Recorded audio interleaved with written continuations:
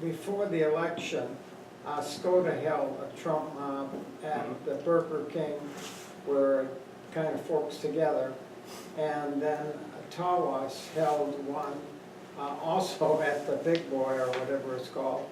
And then the bad weather, Trump went on, and there have been Trump mobs being orchestrated throughout the country, not like there were maybe before.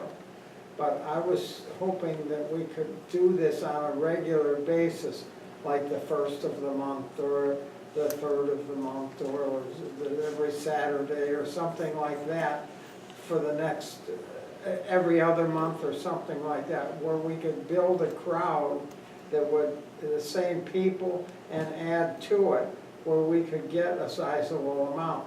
I found it to be very interesting, a lot of people tooting their horns and so forth. Mm-hmm. My interest is in meeting people who voted for Hillary that are now saying, and I've read a few, that are saying, good God, I'm glad she wasn't elected, and I'm very happy. I didn't ever think I would be with what is going on. And those people are out there. And if we could get them to come, I think it would do a great deal to unifying things. Because there's a lot of people that are involved in the media that is really fake. This Palmer report, I don't know if you know anything about it, but it is totally, you can just type Palmer report. The adjectives and the way they write everything up is so negative and on Trump that if the people realize how phony that whole story is, they would hopefully have a brain and decide that they could back Trump. And anyhow, my idea was to try to get these Trump mobs and get the 3 groups, Tawas, Alcona, and Harrisville, to work together and hold them in rotating it around. And I just got back. I had been sending emails to some of the people before about this, but not all of them. And since I've been back, I've been sending more emails, and I intend to bring it up. I asked to be on the agenda at Wednesday, this week's meeting at G's, to see whether we can get the ball rolling. This Maybe is one of the that's things something you that would have interest in? Possibly, yeah. rallying the Women's Republican Party, Sunrise is somewhere in there, the Sunrise Side Tea Party, the Iosco County Republicans and the Alcona County Republicans are 4, I would say, very active groups in Alcona and Iosco County.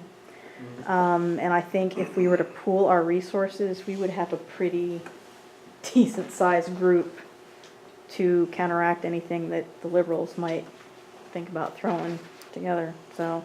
And to answer your question, yeah, I think that is possible. The challenge is we would always have those, much like Larry, encouraging everybody to come to meetings, things like that. You still have people that may or may not want to participate, or getting the actual turnout the day of can be a challenge. We also have communication issues. How does everybody know about it? How do we coordinate it? Email blasts, mass texting, Facebook messages, whatever the case may be.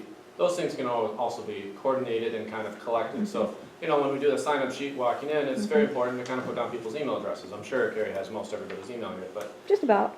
you know, it's good to, you know, to do that. But, you know, we're sitting here at a Republican meeting. Most of us would probably be pretty game to do it, or maybe going out to the Chosen Ranch event that's later this summer or something like that. We see the same faces. We rub the same shoulders. We might get a couple people that either wear the pink hats or that, you know, show up and might actually be curious. But I mean, I think there's a lot more that we can do with that too. Maybe these are just ideas, but maybe something like family nights. I know Pastor Wayne and Chosen Ranch do a lot for the families in the area. You know, we've got some people that work in the school. Like, get the families to come out. You know, we can change the people who can vote right now, but what about the next generation that's coming in? How long is our Republican Party going to stay, or how long is our conservative voting actually going to stay in this county as the next generation comes up? So we got to kind of begin thinking about that a little bit too. So, but yeah, I mean, the Trump rallies and or the Trump crowds and all that are definitely something that we can do to get attention and at least open that conversation. So, is there something else here? Somebody else have a question? I was just wondering if, and then I'm an independent voter, and this was, I came because I thought Sue was gonna be here tonight. But I'm wondering if the party, or you in particular, have any interest in environmental issues, and, I mean, I do think that environmental issues are much more popular. I look around, and this is an old crowd, guys. I think the environmental issues and sort of government involvement in protecting particularly our resources and our environment in Northeast Michigan, it's so tied to our economy. I'm wondering if you have a position, or the group has a position, or where you would see this organization being involved. I was just at the Science March. Right, yeah, I overheard you talking about this. And I was very impressed with the kind of bipartisan, nonpartisan, and it was not a political march at all. It was a march in support of the science that is helpful to preserving the environment. And I'm hoping that there are bipartisan groups that would continue that kind of emphasis and Adopt a highway on the 29th from one Commonwealth M65 between Bug Road and McConnell Lake, yeah. I've also been doing a lot of Twitter lately, and since you brought up the environment, Donald Trump was on this morning going like mad about the environment and clean air and everything. And I read a lot of these, like the Palmer report, they misrepresent the hell out of what he's trying to do. He is as environmental as it can be, and yet they don't put that foot forward. And he was putting it forward. That's why he does the Twitter, is because when he writes it, that's what he's thinking. He doesn't give it to the media to retwist it around for them to put it on. It's his only way of getting in contact with me, because if he gives it to CNN, I don't get the same story that he gave CNN. And so, you know, I advise getting on Twitter and realizing some of these, you know, he's come up with the word, and it's very true. I'm so disappointed.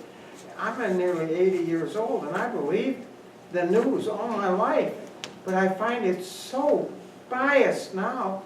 I have to pay attention to who I'm listening to, because every one of them has their axe to grind, every single one. Either one I favor or one I don't, but can't they just one give the truth? Well, I've been standing here for about 20 minutes, so I can't answer for everybody here. But, you know, I think as far as his addressing the news, I think that's kind of for me personally, a healthy approach to it. You know, is to understand what the issue is, have a healthy look and approach to understanding what the different sides have. Not everybody's going to always agree, and everybody has different perspectives. But I mean, obviously, we all share this land, we live in this environment, so there are aspects of it that are very important to protect. I can't guarantee everybody's going to always agree on everything, but that's my personal view without knowing the individual issues. Quick comment. I'm a conservative. I am a conservationist. Teddy Roosevelt was the very first conservationist. That's why we have all these wonderful parks we have throughout this country. The news media would love to portray the Republicans of being evil in terms of the ecology, and we're not. Absolutely not. I recycle paper, I recycle plastic, I recycle glass, and I think most everybody in this room does. And we try to to protect the environment. And to me, it's just in science, yes, but sometimes science gets misleading too. I think there's a lot of bad information we get from the global warming people. There's other facets that cause global warming besides hydrocarbons. certainly not a one-issue item. Yeah, right, Certainly absolutely. not one issue. It's very complex. But I'm just saying that I get upset with what I hear in the news media, because that's not us. We don't hate women. we're not going to poison the lakes and the rivers, and we're not going to poison the air. It's just a lot of malarkey to try and stir the mush, cloud the waters of what the heck we are and who we are. we're Americans, number one to start with, so that'll be it. Well, I'm all set. So, I just want to make a quick comment that I just wanted to thank Nathan for jumping in there and volunteering your time to serve your community. For this old war horse, it's really hard to get the younger generations to come along and take an active participation in the government, from the township on up. So, thank you, Nathan. Thank you, Thank you Nathan. very much. Glad to have you. We'll make sure that you stay busy. Yes, thank you. Not too busy.